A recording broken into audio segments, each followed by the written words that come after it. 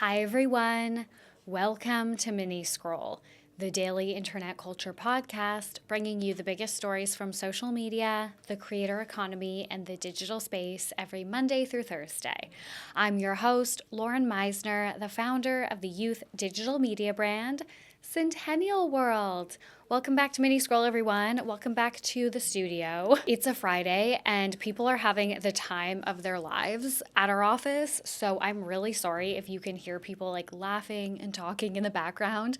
I was waiting for hopefully people to start being quiet, but honestly, I think it's just the Friday vibe. I've never really recorded on a Friday before, I don't think, at least not in a very long time, and the vibes are very different. So I apologize, but I'm happy to be back in the studio. I had a really good time at Sunrise at the festival the last couple of days. I did so many different talks. I met so many cool people. My presentation, it went well. I was quite nervous. I've had really good feedback since then, although I did have like a low-key traumatic experience.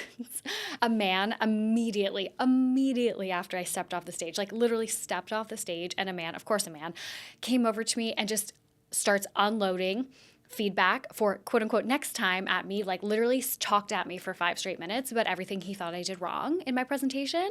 As you can imagine, after doing probably the biggest presentation of your entire career, stepping off the stage after a moment like that and immediately being hit with this unsolicited quote unquote advice framed as like, oh, just for next time, here's some like friendly, tips. That was a little hard to grapple with. I did leave the festival crying on the first day after that happened. It was rough. I won't go into like the full story because I'm trying to honestly like forget about it, but I was like, classic. Of course, like I'm a young female founder on that stage talking about the highs and lows, and the second I get off, some man comes up to me and thinks he knows better. And let me say, he does not know better. This was not like a venture capitalist. This was not a founder. This was just a random man. Anyways, as you can tell, that really rubbed me the wrong way, but let's just move on.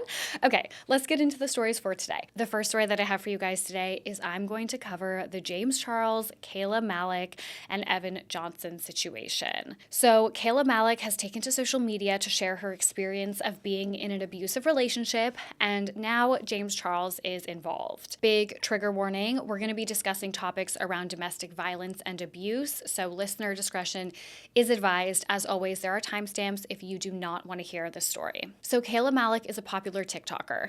She started posting regularly on the platform in 2019. A lot of people would know Kayla from her transformation videos where she collaborated with beauty influencers. In 2023, she created videos with influencers like Meredith Duxbury, Michaela Noguera, and ironically, James Charles, and they would all do her makeup. The other key player in this is Evan Johnson. There is honestly not that much information about him out there, but many publications have described him as a 20-year-old influencer. According to one of his ex-best friends, who we will talk about later, he frequently posted on Snapchat and was in the creator fund for the platform. Kayla and Evan were in a relationship for about 9 months through 2024 and 2025. The first time Kayla really went into the details of her relationship with Evan in a meaningful way was in a YouTube video posted on April 4th, titled "He Doesn't Love You, Part 1. The second part was posted on April 10th. Together, the videos were around 4 hours long. She also posted to her TikTok sharing a series of tearful videos speaking to her experience. These videos were organized around specific dates that were significant to her, whether Evan was harming her, getting violent, or even, as Kayla says, trying to kill her. She also shared very confronting videos of her injuries and her reaction after certain incidents. I don't want to get into the specifics of the violence, but I will read the Notes app statement that Kayla posted before she started sharing her story. Quote, "For the past 9 months, I was in an extremely abusive relationship. I will never be able to forget the scars left. I will never be the same girl I was before this. The same man who will look you in the eyes today and say, 'I love you,' and then attempt to kill you is an experience I hope nobody ever has to live. To be scared of the person you sleep next to. Permanent scars physically and mentally. I was silently being abused while posting my life online smiling. It's true, you can see it in the eyes. eyes. I watch my old videos and see someone I never want to see again. It drained my soul and ripped apart the strong nature of myself I've had my entire life. I can't put into words the abuse and what it did to me. I ask the universe every day, why me? And I came to the conclusion this happened to me to save others. If I saw this video 9 months ago, it would have saved my life. I was put through this so I can save you. Filming this video was the hardest thing I've ever had to do. When you watch these videos, if you relate to anything, leave. He doesn't love you. This is not only my story, but yours. So Evan was arrested for domestic assault and probation violations on April 7th. His assault of Kayla is now in the system, and his hearing is on May 7th. As reported by People, quote, influencer Evan Johnson was arrested in Sumner County, Tennessee on a charge of domestic assault and a violation of his probation on Monday, April 7th. People confirmed with the Sumner County Sheriff's Office that Johnson was arrested and later released on bail on the same day. Police did not identify the victim. So now it is being alleged that James Charles, who at the time was friends with Kayla, let Evan stay at his house for a week after he and Kayla broke up. James was reportedly aware of Evan's behavior, but apparently let him stay at his house to support him as he had been through cancellations online before. Online, friends of all parties, including Evan and Kayla's, are alleging that James and Evan have been seeing each other romantically. Kayla hasn't addressed the allegations in detail, but yesterday she did post a clip from her podcast with Jacob Sartorius called Banging Out to her TikTok where she spoke about how a close friend of hers had betrayed her. One user commented, James Charles, where Kayla went on to like that comment. This has sent speculation into overdrive. Okay, so I wanted to make it clear before I continue. Obviously, James has had tons of condemnable behavior in his past, but so much of the discourse online has been focused on like the quote unquote like drama between James and Kayla. So many people are failing to hold the main perpetrator, Evan, to account, and they are minimizing the severity of the situation by kind of diminishing it down to drama. Now, many influencers and people in Kayla and Evan's lives have come forward to share what they know about the situation related to Evan, Kayla, and James. Many of them have gone on to validate Kayla's story and express support for her in this extremely difficult time. Most recently, in a 55-minute episode for the Be Better YouTube channel, I know, Be Better. How he has swindled his way into this, I don't know. Zach Sellers, who is apparently the ex-best friend of Evan, shared his perspective on the situation.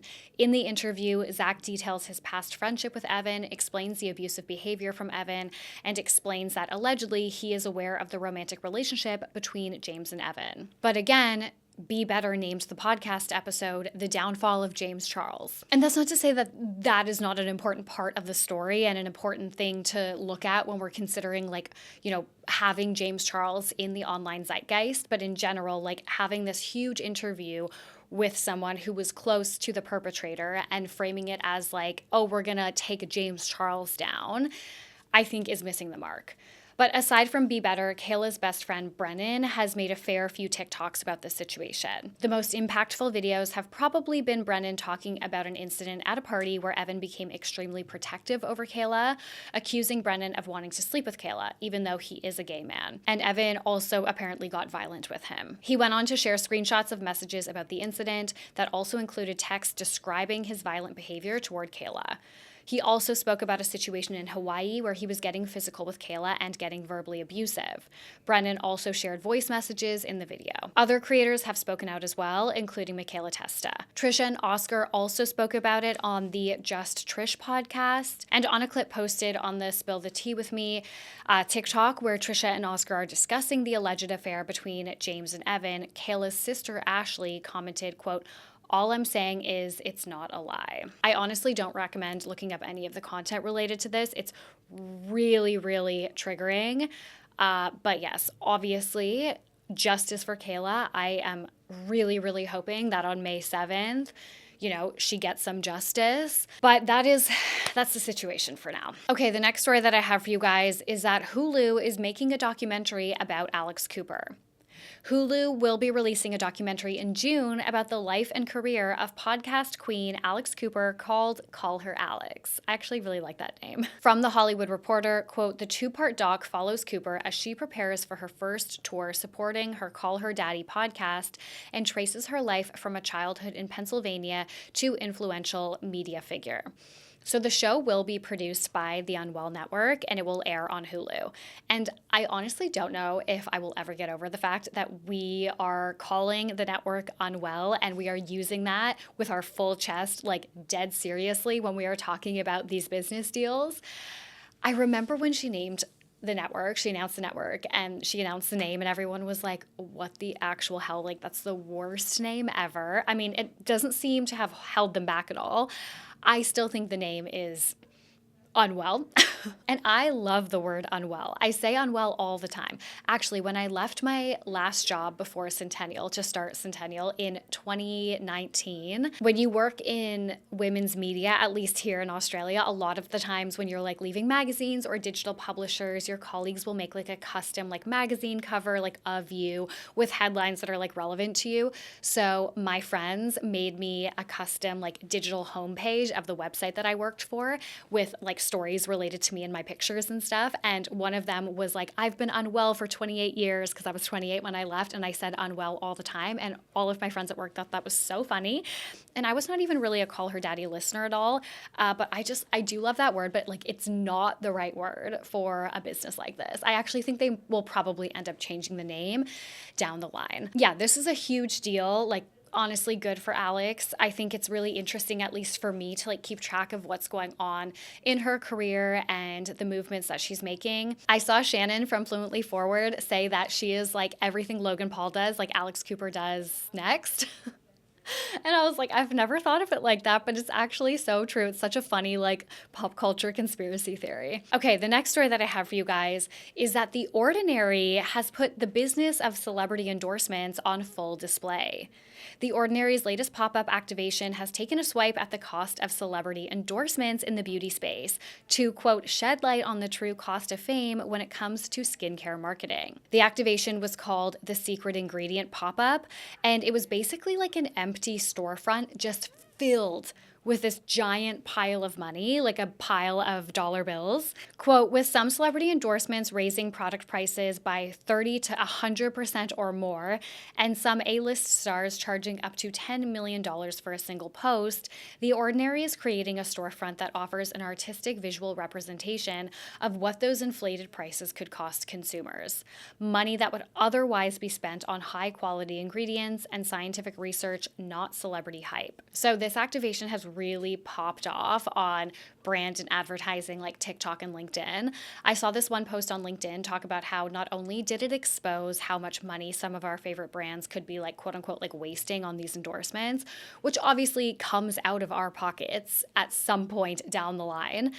But the activation also drove home how strong Deciem brand message has always been and how they've been able to build this like cult following, this cult brand, a hugely successful brand without these markups, without these celebrity endorsements, and just like solid formulas that work. I think it's interesting how, there's less transparency in celebrity endorsements and sponsorships and marketing than there is in influencer marketing. But I think it's interesting because we so rarely hear any criticism around the price tag of a celebrity endorsement. But we are constantly ragging on influencers for charging so much to brands.